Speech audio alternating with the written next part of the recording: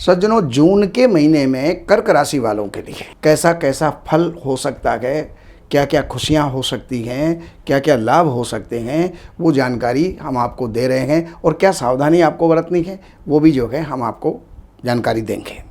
सबसे पहली बात यह है कि कर्क राशि वालों के एकादश स्थान के अंदर चतुर्ग्रही योग बन रहा है और चतुर्ग्रही योग के अंदर सूर्य, बुध, बृहस्पति और शुक्र ये एक साथ बैठे हुए हैं। तो देखिए, आपकी कुंडली के अंदर चतुर्थेश और नवमेश ये दोनों एक साथ बैठ कर के और राजयोग बनाते हैं। तो ये क्षणिक कुछ समय के लिए ये राजयोग बनाते हैं, लेकिन अगर आपकी कुंडली में भी राजयोग है तो इस समय पर निश्चित आपको राजयोग जो है फलित होगा और आप इस समय पर बहुत कुछ इस महीने के अंदर लाभ ले सकते हैं। उच्च पदस्थ हो सकते हैं, नई नियुक्ति हो सकती है, आपके प्रमोशन हो सकते हैं और आप कहीं के नेता चुने जा सकते हैं।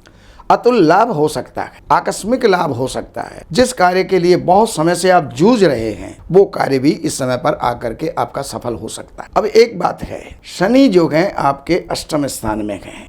देखिए, बहुत समय से हम यही कहते आ रहे हैं कि कर्क राशि वालों को शनि की ढैया चल रही है। एक तो शनि का उपचार करते रहें। हनुमान चालीसा के कम से कम 7 पाठ आपको नित्य प्रति करना है। ये शनि अभी 1.25 साल चलेगा, तब तक इसका जो भी दुष्परिणाम है ये आप पर घटित ना हो, इसलिए आपको ये उपाय करना जरूरी है। और यहाँ पर बैठ कर के शनि दशम स्थान के ऊपर देख रहे हैं। जहाँ शनि की दृष्टि होती है वहाँ पर काम बिगड़ते हैं, उस जगह से वो वंचित कर देता है। तो अब आपका दशम स्थान कारोबार का है, नौकरी का है, तो वहाँ कुछ ना कुछ उतार चढ़ाव आपको देखने को मिलेगा।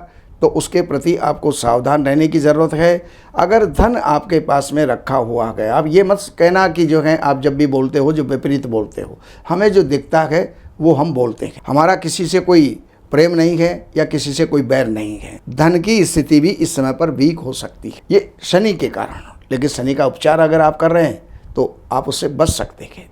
राहु आपके नवम स्थान में है। व्यर्थ का भ्रमण करवाएंगे, दूर दूर की यात्रा करवाएंगे, लेकिन उससे कुछ लाभ नहीं होगा। भाई और मित्रों से विवाद जो है ये पैदा करवा सकते हैं। संतान से भी कोई विवाद पैदा कर सकते हैं या संतान से संबंधित किसी न किसी प्रकार का जो है कष्ट आपको देखने को मिल सकता है। केवल मात्र पूरी कुंडली के अंदर, पूरे आपकी ग्रह गोचर के अंदर एक जो मैंने राजयोग जो बताया वही एक सबसे श्रेष्ठ योग इसके अंदर बन रहा है। अब मैं आपको दिनगत राशिफल में आपको बता रहा हूँ। 1 और 2 तारीख इसमें आपकी लंबी या दूरी की कोई यात्रा संभव है, कोई धार्मिक कार्य संभव है। 3-4 तारीख के अंदर आपका कोई राजकीय कार्य जो है सफल हो सकता है। कोई आपकी नियुक्ति या कोई पदोन्नति जो है इसके बीच में आपको हो सकती है। पिता से कोई विशेष कृपा आपको प्राप्त हो सकती है। 5 और 6 तारीख अतुल लाभ के लिए है, लेकिन ध्यान रहे 7, 8 और 9 तारीख इसके अंदर आपको संभल करके चलना है। पैसे को दबा के चलना है। बहुत अनायास कुछ खर्च हो सकते हैं और वो खर्च ऐसा भी हो सकता है कि कहीं नुकसान के रूप में हो, तो कहीं इन्वेस्टमेंट नहीं करना है, देन लेन नहीं करनी है। और 10, 11, 12, 13, 14, 15 और 16 ये 7 दिन आपके लिए इस महीने के सर्वश्रेष्ठ दिनों में गिने जा सकते हैं।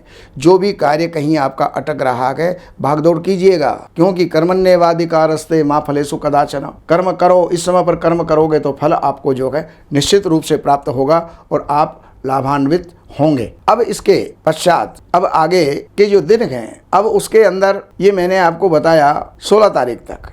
17-18 तारीख के अंदर आपको कुछ चिंता हो सकती है, अकारण चिंता। कोई गलत समाचार सुनने को आ गया तो चिंता, किसी से कहा सुनी हो गई तो चिंता, लेकिन घबराने की जरूरत नहीं है। और 19, 20 और 21 तारीख आपके लिए बहुत सुखद है।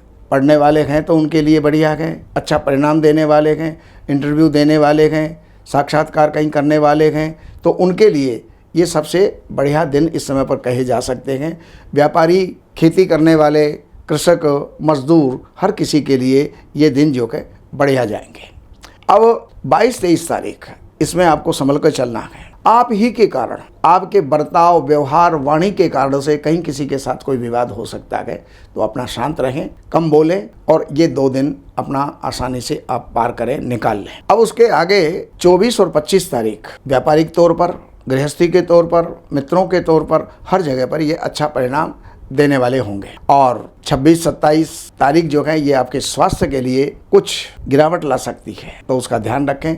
बाकी 28, 29 और 30 तारीख आपके लिए बहुत अच्छी लंबी यात्रा, फलदायी यात्रा, लाभ देने वाली यात्रा और अच्छे काम इस समय पर आपके होंगे। ये जानकारी हमने आपको दी। बाकी आप जो हैं इन नंबरों पर संपर्क करके कार्यालय से अपॉइंटमेंट लेकर के और आप जो भी कुछ जानना चाहते हैं जान करके आप लाभ उठा सकते हैं। नमस्कार।